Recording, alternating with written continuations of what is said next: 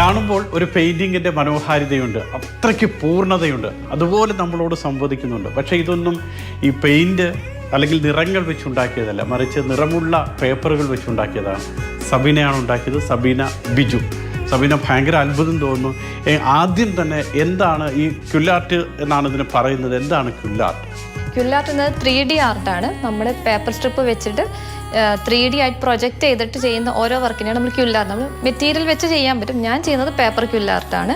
ഞാൻ ഫോക്കസ് ചെയ്യുന്നതും അത് തന്നെയാണ്. അത് ഏത് പേപ്പർ ആയാലും നമുക്കതിനെ 3D ഫോമിലോട്ട് മാറ്റി ഏത് തീമിലോട്ടും മാറ്റാൻ പറ്റും. നമ്മൾ അതിനു വേണ്ടി സമയവും എഫേർട്ടും എടുക്കണമെന്ന് മാത്രമല്ല, നമുക്ക് ഏറ്റവും ഭംഗിയുള്ള ചിത്രം നമുക്ക് ഉണ്ടാക്കിയെടുക്കാം. എല്ലാ പേപ്പറിലും ഒരു ചിത്രമുണ്ട്, എല്ലാ ശിലകളിലും ശില്പം ഉണ്ടെന്ന് പറയുന്നത് പോലെ. അതെ, നമുക്ക് കാണുന്ന എല്ലാത്തിലും നമുക്ക് അതിൽ എന്ത് ചെയ്യാൻ പറ്റും എന്ന് ആലോചിച്ച് ചെയ്യുന്നതാണ് ഇപ്പം നോക്കുന്നത്. നമ്മൾ ഏത് പിക്ചറിനെയും നമുക്ക് അതിനെ എങ്ങനെ 3D ആക്കാം, എങ്ങനെ കൂടുതൽ ആളുകളുമായിട്ട് കമ്മ്യൂണിക്കേറ്റ് ചെയ്യുന്നു എന്ന് ഉണ്ടാക്കിയെടുക്കാനാണ് ശ്രമിക്കാറ്.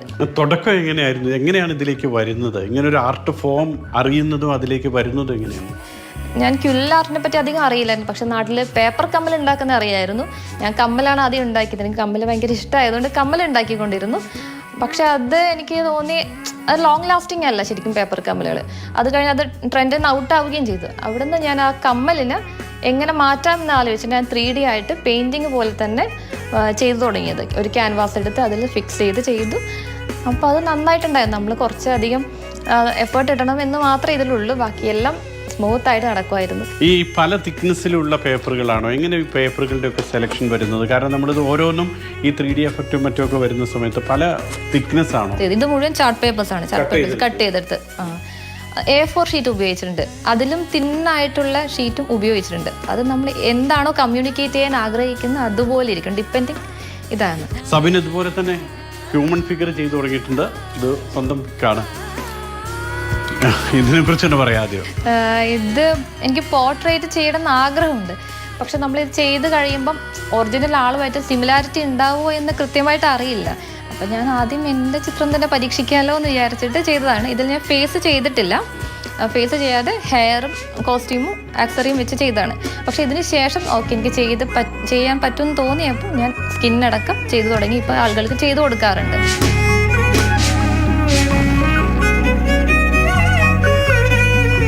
ഇതിപ്പോൾ ഈ തെയ്യം, കഥകളി, അതുപോലെ തന്നെ നമ്മുടെ മ്യൂറൽ ശൈലി, ഇതൊക്കെ ചെയ്യുമ്പോഴാണ് കൂടുതൽ ടൈം വേണ്ടി വരുന്നത്? ഇതിനൊക്കെ ഒരുപാട് ഡീറ്റെയിലിംഗ് കൂടുതലായതുകൊണ്ട് നമ്മളത് അത്രയും എഫേർട്ടും സമയവും എടുക്കും. നമ്മൾ ഓരോ ചെറിയ പീസും ഇൻഡിവിജ്വലി സ്റ്റിക്ക് ചെയ്താണ് ഫോം ചെയ്യുന്നത്. അപ്പോൾ ഡീറ്റെയിലിംഗ് കൂടുന്നതിനനുസരിച്ച് കോംപ്ലിക്കേഷൻ കൂടുതൽ, നമുക്ക് മിസ്റ്റേക്സ് വരാൻ ചാൻസ് കൂടുതലുണ്ട്. അത്ര സമയം എടുത്ത് ശ്രദ്ധിച്ച് മാത്രമേ ചെയ്യാൻ പറ്റൂ. ഇപ്പോൾ കഥകളിക്ക് എത്ര നാളെടുത്തു? ഇത് 1 മാസത്തോളം ചെയ്യാനുണ്ടായിരുന്നു. ഇതിൽ കണ്ണിൻ്റെ എക്സ്പ്രഷൻ കിട്ടുക എന്നുള്ളത് ഭയങ്കര ബുദ്ധിമുട്ട്. നമ്മൾ ആളുകൾ ചെയ്യുന്ന സമയത്ത് അവരുടെ കണ്ണാണ് മെയിനായിട്ട് ഫോക്കസ് ചെയ്യുന്നത്. അപ്പോൾ നമ്മൾ അടുത്തുനിന്ന് കാണുന്ന അതേ എക്സ്പ്രഷൻ അല്ലെങ്കിൽ ഫീൽ ആയിരിക്കില്ല നമുക്കൊരു ചിത്രത്തിന് ദൂരെ നിന്ന് കിട്ടുന്നത്. അപ്പോൾ നമ്മൾ കണ്ണ് ചെയ്യുമ്പം അടുത്ത് വെച്ചിട്ടും ദൂരെ വെച്ചിട്ടും പല ആംഗിളിൽ സെയിം ഫീലാണോ എന്ന് ഉറപ്പ് വരുത്തിയിട്ടേ ചെയ്യാൻ പറ്റുള്ളൂ.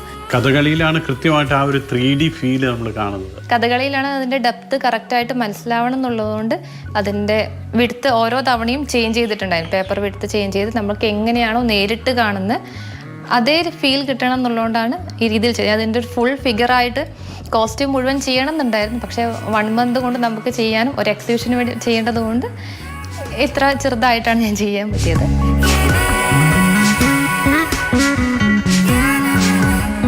ലയണൽ മെസ്സിയാണ് നമ്മൾ കാണുന്നത്. ലയണൽ മെസ്സിയോടുള്ള താല്പര്യമാണോ അതോ ഈ കളറിന്റെ റിച്ച്നെസ് ആണോ? എന്താണിത് ചെയ്യാൻ കാരണം? രണ്ടും അതിൽ പെടുന്നു. മെസ്സിയുടെ ഫാനുമാണ്. പക്ഷെ എനിക്കത് ചെയ്യുമ്പോൾ എൻ്റെ സ്റ്റൈലിൽ ചെയ്യണം, മാക്സിമം കളർഫുള്ളായിട്ട് ചെയ്യണം എന്നുണ്ടായിരുന്നു. നമ്മൾ ആളെ ഐഡൻറ്റിഫൈ ചെയ്യുന്നതിന് പകരം അത് ഏറ്റവും കളേഴ്സ് കൊണ്ട് എൻഹാൻസ് ചെയ്ത് നിൽക്കണം എന്നുണ്ടായിരുന്നു. അങ്ങനെ കളർ പാറ്റേൺ വെച്ച് മൈന്യൂട്ടായിട്ടുള്ള ഓരോ കാര്യങ്ങളും നോക്കിയിട്ട് ചെയ്തതായിരുന്നു. നമ്മൾ ഫുൾ കളേഴ്സ് ചെയ്യുന്ന സമയത്ത് ആളുടെ ഫിഗർ ചിലപ്പോൾ പ്രോപ്പറായിട്ട് നമുക്ക് കമ്മ്യൂണിക്കേറ്റ് ആവണമെന്നില്ല. അതുകൊണ്ട് അത്രയും ശ്രദ്ധിച്ച ഷെയ്ഡ് മാറ്റിയിട്ടാണ് ഇങ്ങനെ ഫോം ചെയ്യുന്നത്.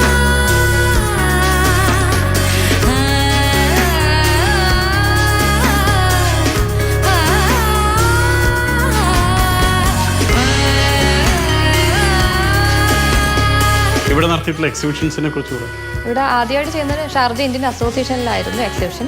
യുവകലാ സാഹിതിയുടെ ഭാഗമായിട്ട് നടത്തിയ ഒരു എക്സിബിഷൻ ആയിരുന്നു. അവിടെ നിന്ന് പിക്ചേഴ്സ് കണ്ടിട്ടാണ് അൽക്കസ്ബയിൽ ഒരു ആർട്ട് ആൻഡ് മ്യൂസിക് ഫെസ്റ്റിവൽ നടക്കുന്നുണ്ടായിരുന്നു. അതിൽ പങ്കെടുക്കാൻ ഒരു അവസരം കിട്ടി. അപ്പോൾ അവിടെയായിരുന്നു ഒരു 4 ദിവസത്തെ എക്സിബിഷൻ ആയിട്ടുണ്ടായിരുന്നു. എൻ്റെ ചിത്രങ്ങളൊക്കെ വെച്ച് ആളുകൾ വന്ന് കണ്ട്, മലയാളികളല്ലാത്ത ആളുകളൊക്കെ വന്ന് കണ്ട് ഇതിന് ത്രെഡ് ആർട്ടാണോ പെയിൻറ്റിങ് ആണോ എന്ന് കൺഫ്യൂസ്ഡായി. അങ്ങനെ അതിനെപ്പറ്റി സംസാരിച്ച ഒരു ഇവൻ്റ് ആയിരുന്നു. ഏറ്റവും ഓർമ്മിക്കാൻ പറ്റുന്നതും അൽക്കസ്ബയിൽ നടന്ന ഒരു എക്സിബിഷനാണ്.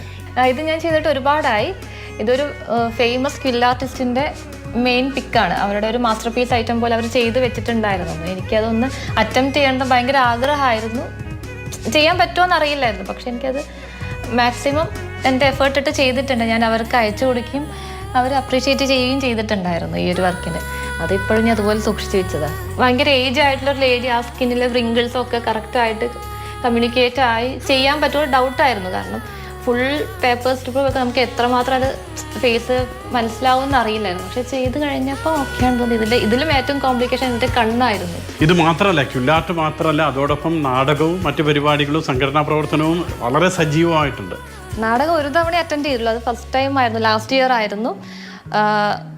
ബിജു കോട്ടില സാറാണ് വന്ന് പഠിപ്പിച്ച് നമ്മളെ ഒരു 11 വനിതകളുണ്ടായി. 11 വനിതകളെ പഠിപ്പിച്ച് പ്രാക്ടീസ് ചെയ്യിപ്പിച്ച് സ്റ്റേജിലോട്ട് കയറ്റിയത് മാഷിൻ്റെ ധൈര്യമാണ്.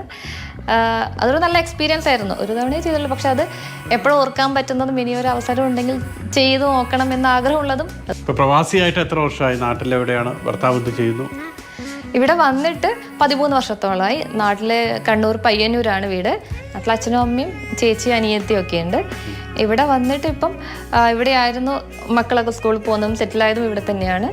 ഹസ്ബൻഡ് ഷിപ്പ് യാർഡിൽ വർക്ക് ചെയ്യുന്നു, പ്രൊജക്ട് എഞ്ചിനീയറായിട്ട് വർക്ക് ചെയ്യുന്നു. ബിജു എന്നാണ് പേര്. മക്കൾ ശിവാനി, നക്ഷത്ര ഇവിടെ ഷാർജ ഇന്ത്യൻ സ്കൂളിൽ പഠിക്കുന്നു. ക്വില്ലാർട്ടും അതോടൊപ്പം നാടകവും കൂടെ മോഡലിംഗും ഉണ്ട്. ഞാൻ മോഡലിംഗ് ചെയ്തു തുടങ്ങിയത് ക്വില്ലാർട്ട് സ്റ്റാർട്ട് ചെയ്തതിന് ശേഷമാണ്. അതൊരു കോയിൻസിഡൻറ്റ് പോലെ നടന്നു പോയതാണ്. അച്ഛൻ ഫോട്ടോഗ്രാഫറാണ്. സാധാരണ അച്ഛൻ്റെ ക്യാമറ എപ്പോഴും നാട്ടിൽ പോകുമ്പോൾ അച്ഛനാണ് ഫോട്ടോ എടുത്തു തരാറ്. അച്ഛൻ്റെ ക്യാമറയുടെ മുമ്പിൽ മാത്രമേ മോഡലിംഗ് ചെയ്തിട്ടുണ്ടായിരുന്നുള്ളൂ. ഇവിടെ ഒരു അൺഎക്സ്പെക്റ്റഡ് ആയിട്ട് അങ്ങനെ ഒരു ഇവൻറ്റ് ചെയ്യേണ്ടി വന്നു. പിന്നെ അത് എനിക്ക് തോന്നി കൊള്ളാമെന്ന് തോന്നി. ഞാനത് എൻജോയ് ചെയ്ത് തുടങ്ങിയപ്പോൾ ഞാനത് കണ്ടിന്യൂ ചെയ്തു. ഇവിടെ ബൊട്ടീക്സിന് വേണ്ടി ചെയ്തിട്ടുണ്ട്, ജ്വല്ലറിക്ക് വേണ്ടിയിട്ട്. അതുപോലെ നാട്ടിലെ ഹാൻഡ്ലൂം ബ്രാഞ്ചിൻ്റെ മോഡലായിട്ടുണ്ട്. ചെറുതായിട്ട് ചെയ്തു വരുന്നത്. അതാണ് ഏറ്റവും മനോഹരമായിട്ടും ക്വില്ലിംഗ് തന്നെയാണ്, ക്വില്ലാർട്ട് തന്നെയാണ്. എല്ലാം ഏറ്റവും മനോഹരമാകട്ടെ. ഈ കണ്ട ചിത്രങ്ങളൊക്കെ പോലെ തന്നെ ഇനി അങ്ങോട്ടുള്ള യാത്രയും ഏറ്റവും സുന്ദരവും ഏറ്റവും മനോഹരവുമാകട്ടെ. All the best. Thank U.